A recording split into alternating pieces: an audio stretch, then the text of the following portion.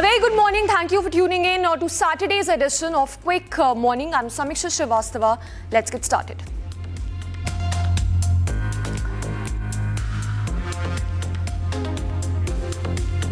Prime Minister Modi will visit J&K today for an election rally.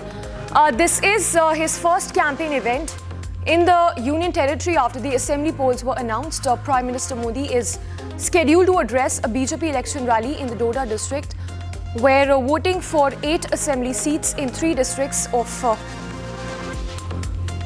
J&K will be held.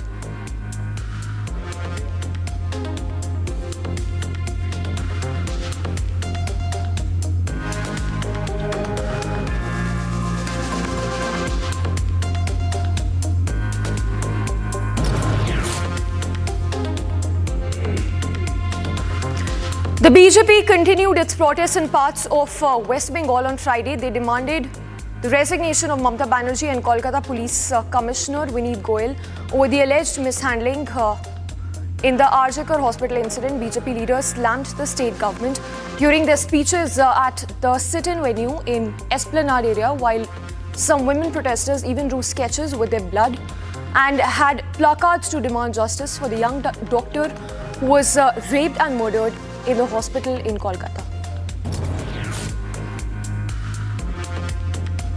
Shialda court turned down the CBI's appeal to conduct a narco analysis test on Sanjay Roy. The test, which involves administering a drug to induce a hypnotic state, was sought by the CBI, to verify Sanjay Roy's statements about the alleged crime. Sanjay Roy, who is under arrest, initially agreed to the test but later refused to undergo it. The court has been informed that Sanjay Roy had changed his mind about the procedure, leading to CBI's appeal being rejected. The CBI had requested the narco analysis to cross-check Roy's version of events in the case.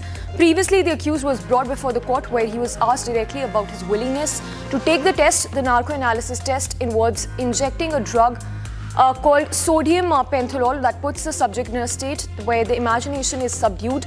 The CBI has already conducted a polygraph test on Sanjay Roy at the Presidency Correctional Home.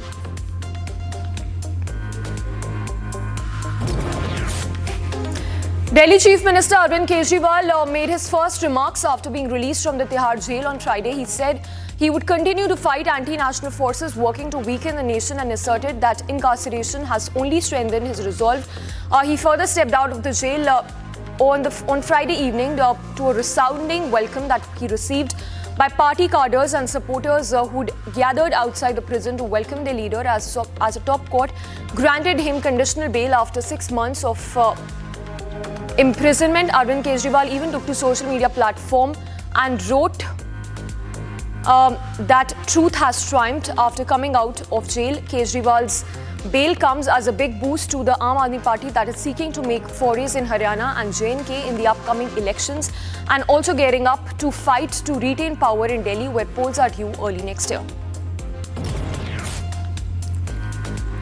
Hindu groups held a protest march in Himachal's Mandi on Friday, demanding the demolition of an unauthorized portion of a mosque in the town an illegal structure, and tried to force their way towards the structure, forcing the police to use water cannons to control the situation. Meanwhile, the police gathered call details as well of people who instigated Wednesday's protest in Shimla to demolish an unauthorized portion of a structure in Sanjoli area. On Wednesday, 6 police personnel and 4 protesters were injured after police baton charged the agitators and used water cannons, where they even broke barricades and reached the vicinity of the alleged illegal structure. Chief Minister Sukhwinder Singh Sukhu has appealed to the people of the state to maintain peace and calm.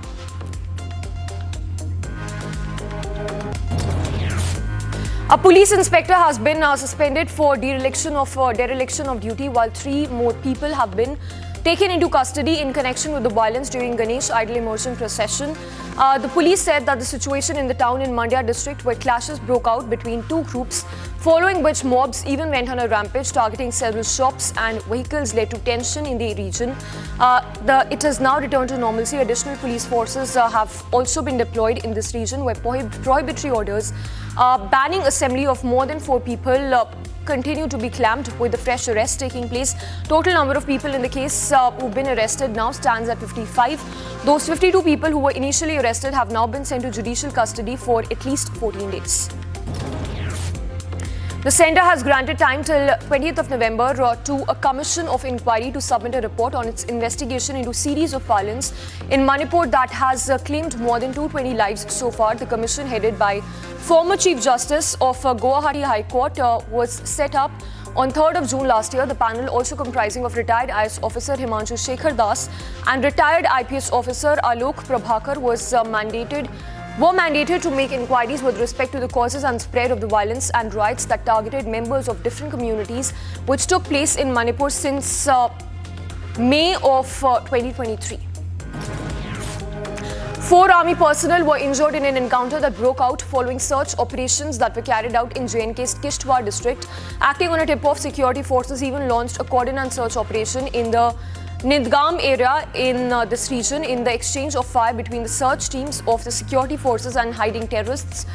In this forested area, upper reaches of Nidgam village, under the jurisdiction of the police station in this particular area, the army said that a joint operation with the police was launched in the area on the basis of intel inputs that were received.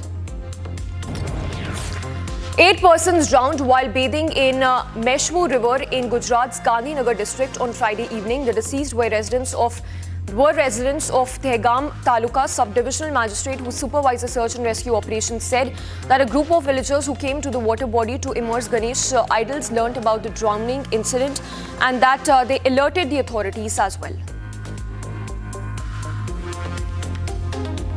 हमारी तक माहिती के दौरान 8 ही dead body पाई गई और 8 ही बंदे miss थे, और फिर भी यहाँ पे एसडीआरएफ और एनडीआरएफ की टीम कार्यरत है और यहाँ पे लोकल तरवैया भी अभी सर्च कर रहे हैं, तो रीएश्योर हो जाए कि कोई दूसरे यहाँ पे मिसिंग तो है नहीं.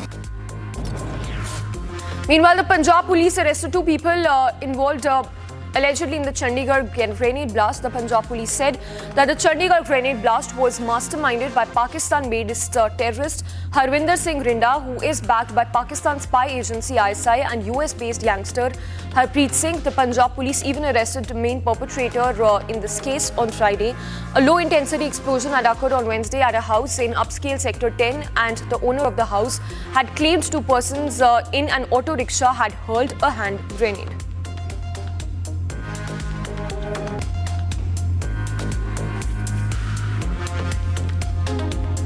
And let's take a look at the business stories that we're tracking this Saturday morning. Indian Airlines had a busy August. They carried 1.31 crore passengers, which is a 5% increase, a 5.7% increase from last year. In August of last year, airlines flew over 1 crore passengers, and this year in July, the number was over 1 crore. However, flight delays have affected nearly 2 lakh passengers. Airlines spent around more than 2 crore rupees to help these passengers. There were also thousands of flight cancellations. Airlines paid about 1 crore for compensation and other facilities due to the cancellations. In terms of punctuality, Akasa Air topped the list with an on-time performance of 71%. Vistara followed with 69%, and AIX Connect was at 66.8%. Both Indigo and Air India had on-time performances of 66%, while Alliance Air and SpiceJet lagged behind.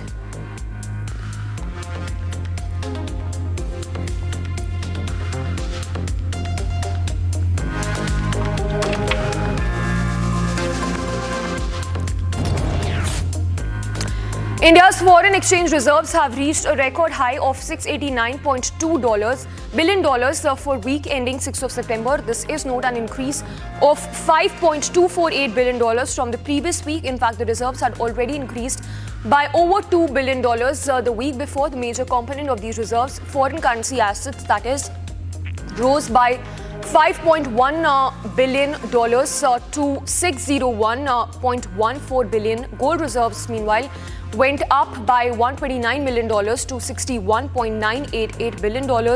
The special drawing rights, which is the SDRs, also increased by $4 billion, reaching $18.4 billion. In fact, India's reserve position with the IMF has improved significantly by $9 million, totaling to over $4.6 billion. India's retail inflation was 3.65 in the month of August, which marked the second month in a row with inflation below 4%. The Reserve Bank of India aims to keep inflation at 4% with a 2% margin on either side.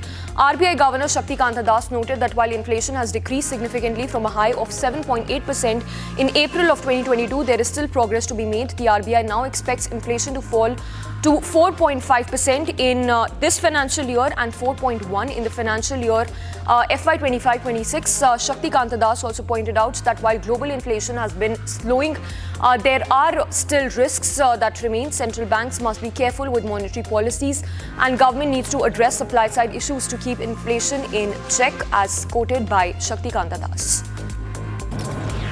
Oracle's shares rose by 6% in pre-market trading after the company projected it will earn more than $100 billion in revenue by fiscal 2029. In fact, this is due to a strong demand for cloud services driven by artificial intelligence.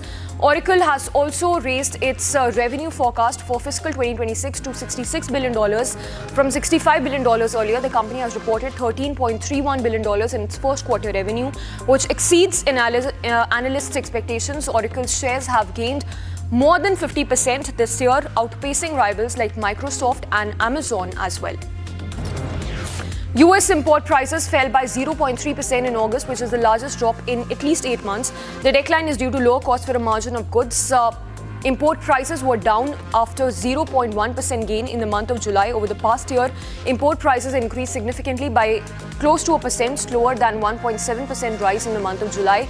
The Federal Reserve is now expected to start reducing interest rates soon, but the exact pace of cuts may vary due to ongoing inflation and labor market conditions.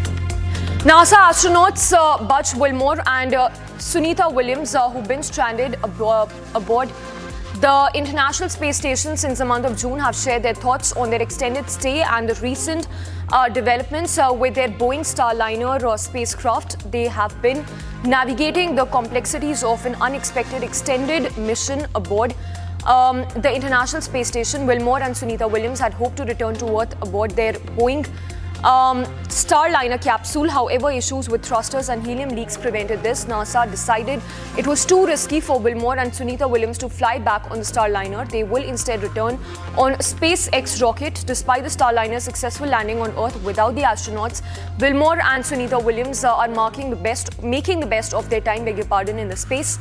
They have adapted to the extended stay, engaging in routine maintenance and experiments while looking forward to their eventual return to the Earth. Months. We've been involved from the beginning through all the processes of assessing our spacecraft, Calypso, and it was trying at times. There were some tough times all the way through.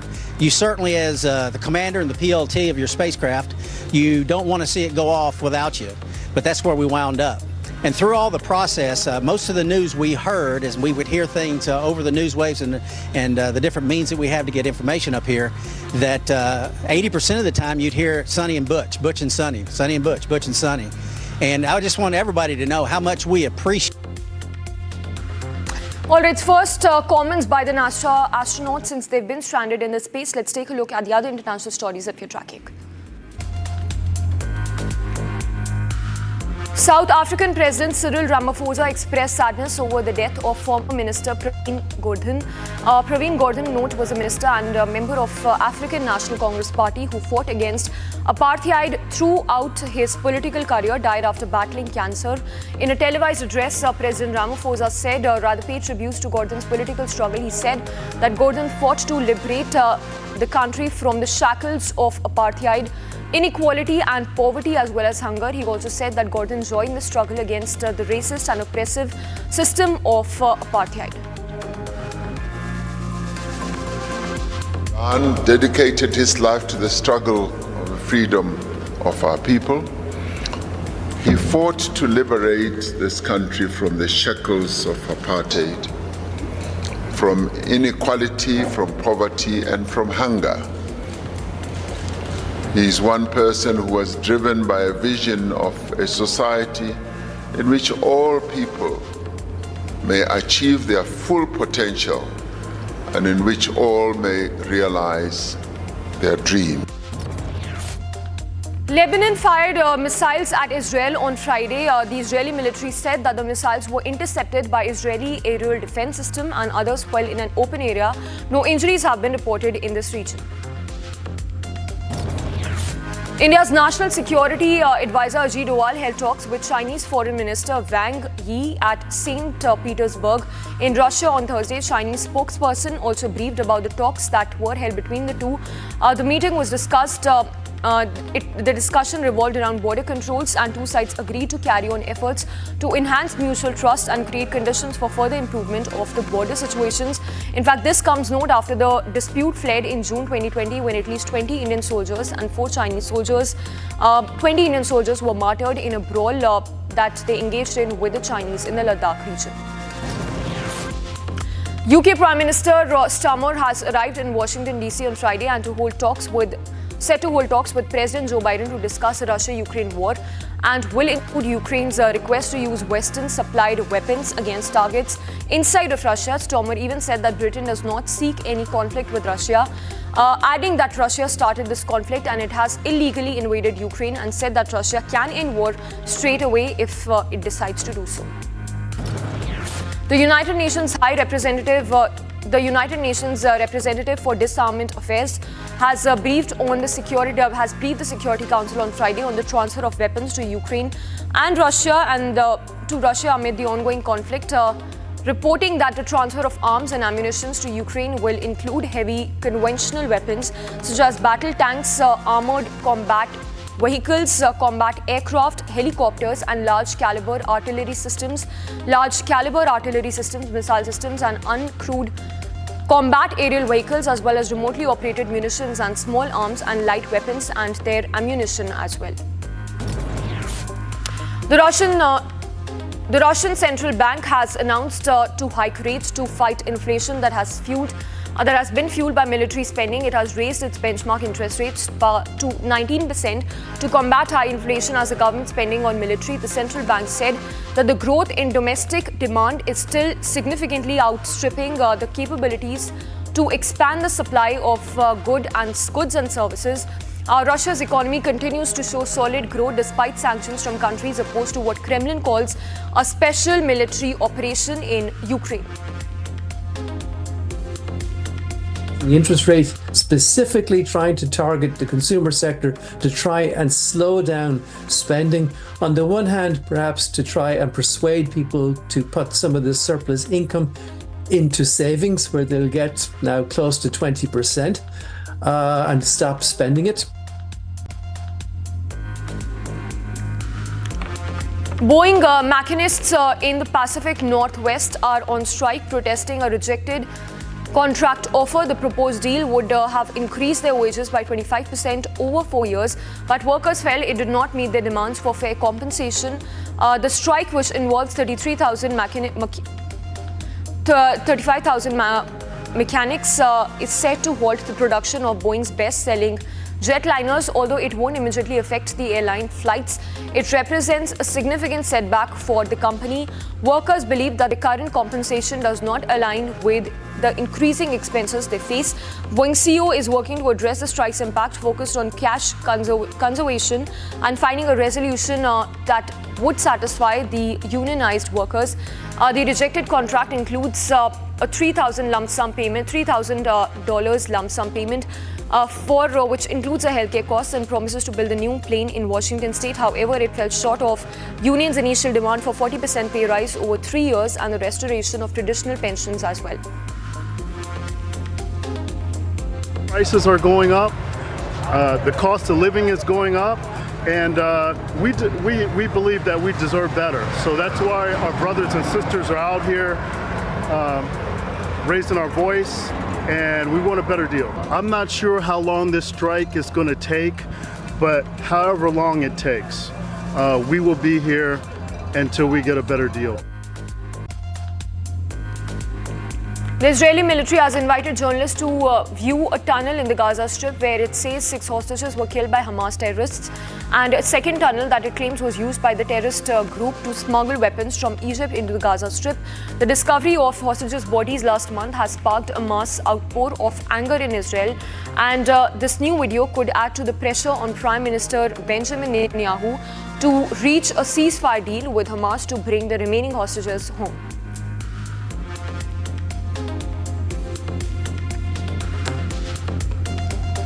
Have intelligence. We didn't have intelligence of their whereabouts. This wasn't a rescue mission. We were acting very carefully, very cautiously. This is why we rescued Falchan inside the tunnels. We did not fire. We took him out. We're working very, very carefully and cautiously. And we will keep on doing that in other places in Gaza and well as well.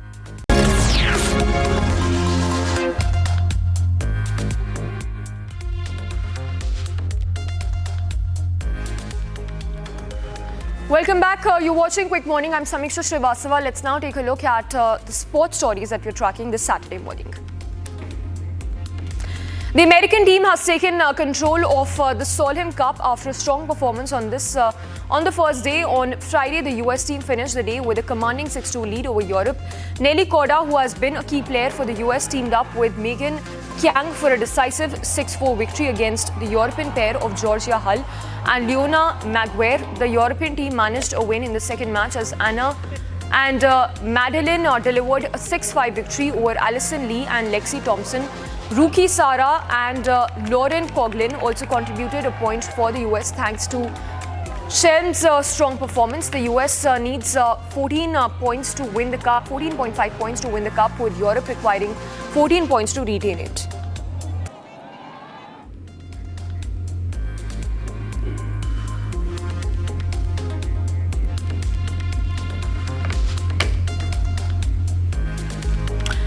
And more actors are coming out and speaking about the sexual assault that we've been facing for years after the HEMA panel report has been released.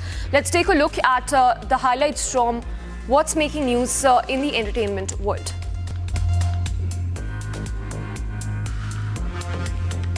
Telugu actress Hema and 87 others have been named in charge sheets submitted by the Karnataka police. Her medical reports confirmed that Hema had consumed MDMA, commonly known as ecstasy, which contains stimulant and psychedelic properties. Another actress has been made witness in the case after she tested negative for consumption of drugs tested by the Karnataka police in connection with rave party at a farmhouse near Bengaluru. The charge sheet has named 88 persons as accused in the case, which includes Nigerian nationals. Of them, 79 are facing charges of consuming narcotic substances. As soon as Diljit Dosanjh announced that the India leg of his tour, fans have been waiting in anticipation for the tickets to go live. The pre-sale for the gig was open on 10th of September and tickets were sold in minutes. The actual tickets were made available from 12th of September, which too got sold within minutes. Actor-singer Diljit Dosanjh says that he's overwhelmed with the response he received ahead of his India tour, which became the highest grossing concert tour ever in India, with the sale of 2.5 lakh tickets.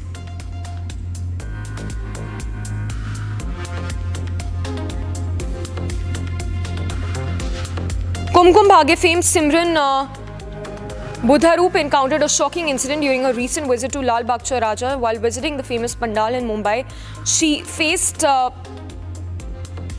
rude behavior from Lal Bagh Cha Raja staff, which led her to get into a scuffle with the staffers. Following the event on September 12th, the actress even shared details of her on a social media account, opening up about how famous pandals and temples differentiate between commoners and celebrities. American film director Francis Ford has sued entertainment production Variety. The lawsuit arises from a 6th of July article by Variety, which includes claims that Coppola displayed unprofessional behavior during the production of his film Megalopolis. The suit, which seeks at least $15 million from the entertainment trade publication, was filed in Los Angeles Superior Court on Wednesday, 2 weeks before the director's long dreamed of and self-financed epic is to be released in the US theaters. I always, I'm a theater person. I came from theater, and I always direct by encouraging everyone to be creative and be among them. And if it's New Year's, everyone should be happy and wish each other New Year's and stuff. It's all play. It's all fun. It's all with good heart. Actor and recording artist Demi Lovato is raising awareness about child performer protections in her new documentary, Child Star. The former Disney Channel teen actor explores the pros and cons of growing up in spotlight by sitting down with former child artists, stars like Drew Barrymore and Christina Ricci and Kenan Thompson, among others.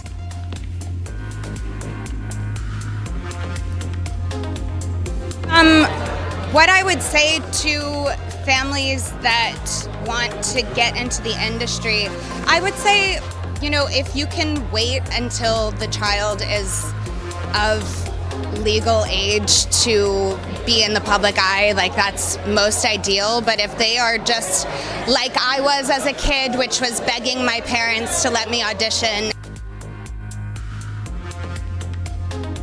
And with that, it's a wrap on this edition of Quick Morning. Stay tuned as we continue to get you all that's making news from across the country and the globe.